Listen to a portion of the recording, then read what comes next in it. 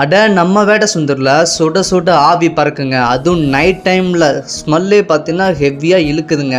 So அப்படிப்பட்ட food தான் பார்த்தீங்கன்னா நெய் புட்டுங்க. ஸோ நைட் டைமில் ஹெல்த்தியாக சாப்பிட்றதுக்கு ஒரு பெஸ்ட்டு ஸ்பாட்டை சொல்கிறேன். ஸோ டேஸ்ட் வைஸ் அடிச்சிக்கவே முடியாதுங்க. அது நம்ம கண்ணு முன்னாடியே பண்ணுறாங்க. அதுக்கு முன்னாடி இந்த மாதிரி யூஸ்ஃபுல்லான கண்டென்ட்டுக்கு சேனலை மறக்காமல் ஒரு ஃபாலோ ஒன்று பண்ணிக்கோங்க.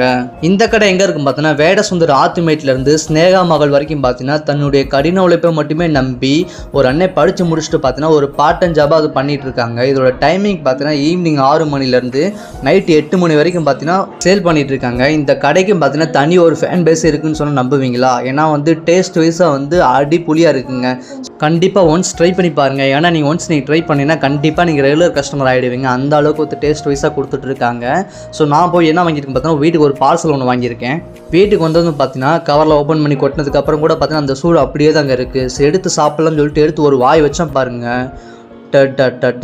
ஹைலி ரெக்கமெண்ட்ங்க. உண்மையிலே ஒரு தரமாக இருக்குது.